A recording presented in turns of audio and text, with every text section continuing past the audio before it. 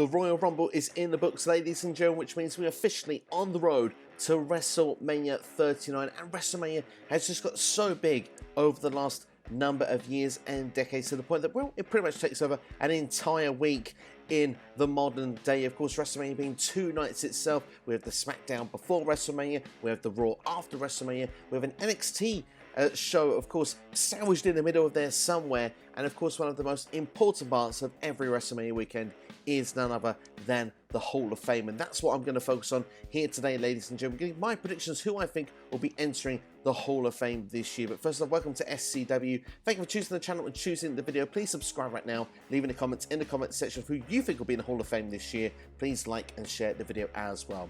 Well, no surprises by seeing the thumbnail. My first selection for you is none other than the animal himself, Mr. Dave Batista. Mainly, the first reason I'm going to pick Dave Batista to be in this because, well, WrestleMania is in Hollywood, and Dave Batista, well, he does a lot of his work acting these days. Now he's outside of the wrestling ring, probably mostly known for his portrayal of Dax the Destroyer, Marvel's Cinematic Universe, Guardians of the Galaxy, but he's been in other films such as Riddick. He's been involved with Army of the Dead, of course most recently as well, Glass Onion, A Knives Out Mystery, of course that's been on Netflix recently as well. So Dave Batista for me seems to be a good choice for it, especially also being one of the top guys in WWE throughout the noughties. Of course started in OVW, of course he was alongside the likes of John Cena, Dave Batista, Shelton Benjamin, and of course Randy Orton. Dave Batista, of course, made his debut on SmackDown back in 2002 because he was Deacon Batista with the Reverend Devon Dudley gimmick. Of course, that didn't go on for far too long. He would soon be moved over to Monday Night Raw, where he'd be put in the group Evolution with Triple H, Ric Flair, and Randy Orton, and they dominated Monday nights for a good couple of years. They're of course becoming tag team champions, Batista and Ric Flair, but it wasn't until Dave broke out on his own, winning the Royal Rumble back in 2005, that of course he would then get perhaps his biggest moment at WrestleMania 21, main eventing the show, defeating Triple H to win the World Heavyweight Championship. And of course that was the first of 6 world title reigns for Big Dave Batista, of course 4 times World Heavyweight Champion and the WWE Championship twice. Like I say, Dave Batista is one of the household names when it comes to WWE for all those that were growing up through the Ruthless Aggression era, going through of course to 2010, where he would of course famously say I quit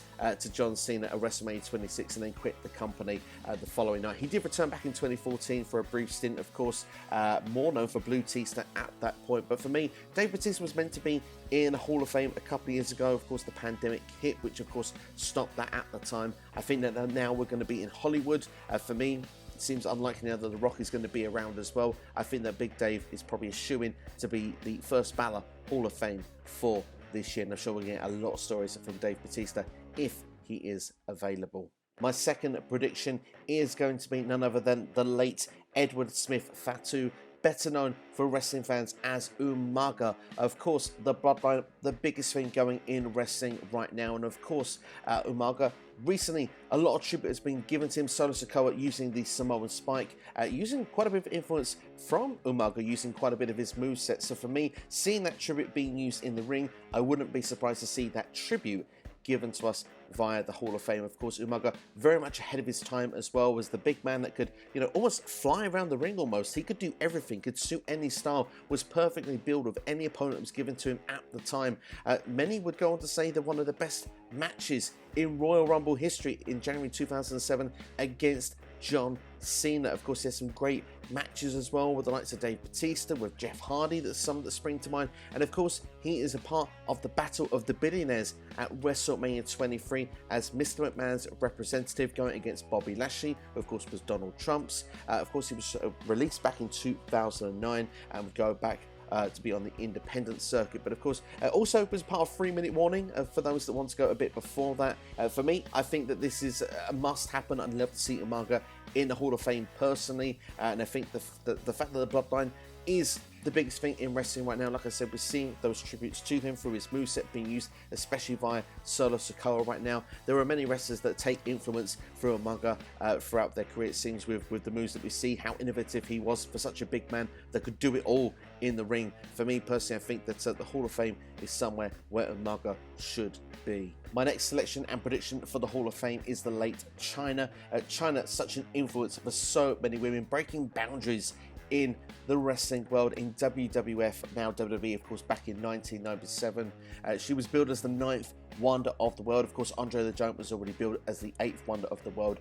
She was a founding member of the stable Generation X. In fact, DX with her are included in the 2019 Hall of Fame. But I do believe that Chyna, for me, like I said, she broke down boundaries. She was, someone that actually, yes, she won the Women's Championship, but she went on to take on the men as well. The only female performer ever to win the Intercontinental Championship. She was the first female to participate in a men's Royal Rumble match, as well as the King of the Ring tournament. She's even been a #1 contender for the WWE Championship, and she's had multiple victories over prominent male wrestlers, including former world champions such as Triple H, Kurt Angle, Chris Jericho, and Jeff Jarrett. There is no debate. Chyna, for me, must go into the Hall of Fame. Of course, like I said, the boundaries she has broken down, the first time evers that were done through her, there's no question she's an inspiration to many. Of course, the 9th wonder of the world,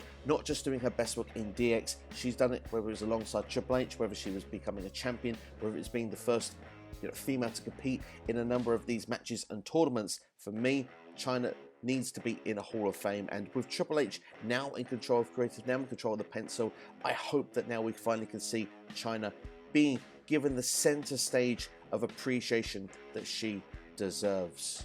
My next selection is someone who was rumored to be in the Hall of Fame last year, but didn't happen in the end. It is none other than Psycho Sid, a 6-time world champion throughout his career. Of course, he won the WWE Championship twice, or we should say the WWF Championship at that time, and was, of course, the WCW World Heavyweight Champion twice. He even won the USWA Unified World Heavyweight Championship twice also. In addition to that success, he also was a United States Heavyweight Champion in WCW. Of course, he main evented 2 WrestleManias, of course, infamously WrestleMania 8 against Hulk Hogan, and of course he was also in WrestleMania 13's main event against The Undertaker, and he did achieve a main event Starrcade as well against Scott Steiner in the year 2000. Started his career, of course, as a tag team wrestler, part of the Skyscrapers in 1989. He did actually go on to be a part of the Four Horsemen as well in 1990 to 1991. Probably best known, unfortunately, to many fans with the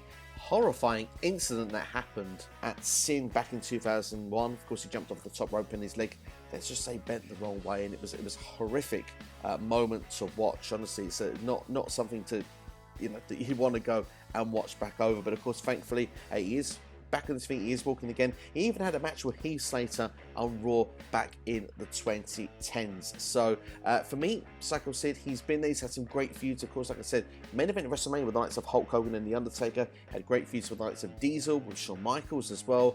We go through WCW. I enjoyed his run, of course, mimicking Goldberg's streak, of course, at one point from that rivalry. That was a lot of fun also. So for me, Psycho Sid, Sid Vicious, Sid Justice, whatever you prefer, deserves his place rightfully in the Hall of Fame, and I hope it happens this year.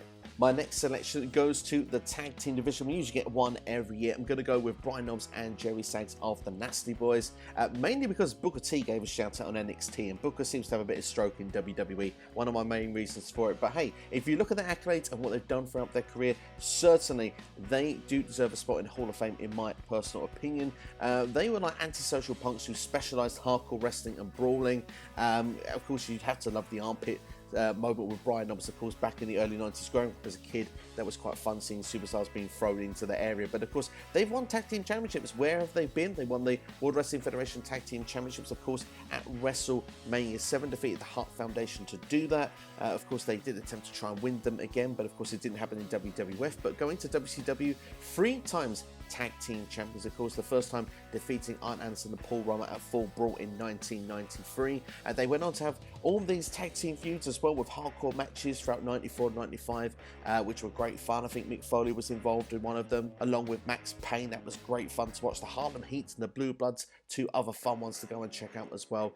So yeah, for me, the Nasty Boys, they have their spot for me when it comes to being in the WWE Hall of Fame. Let's just not remember their TNA run in 2010. That's the only thing I want us to forget if we can casually. But no, great careers, and certainly they deserve their place. But that's my selections there for the wrestlers, the superstars. Of course, we will get the Warrior Award as well. That's very hard to sort of predict who would go and get that. But obviously, we'll probably get a celebrity wing given to us this year as well, especially as it's in Hollywood. It would be hard to say who I think that would be, but you know what? I'd love it to be Bob Barker. I always loved his role on Monday Night Raw with The Price is Right. Really entertaining segments with the likes of Santino Marella and Chris Jericho. For me, that would be my one if I was to say what I wanted. But yeah, hard to make a full prediction on those last two. But that's my predictions anyway for the Hall of Fame. Let me know who you want to see in the Hall of Fame in 2023 in the comments below. If you've enjoyed this video, then please do hit the like button, share with a friend, and subscribe as well. We are truly on the road to WrestleMania now, so there'll be lots of WrestleMania content coming on the channel. Elimination Chamber as well, because that's our next stop on the road to WrestleMania. And of course, if you want to know my thoughts of the Royal Rumble, of course, get my review podcast is available for you right now. I was joined by NX Steve. It's a great fun time as well. Lots of great creativity in the chat as well, as we give our thoughts of the Royal Rumble and some of the matches we think we expect to see at WrestleMania 39.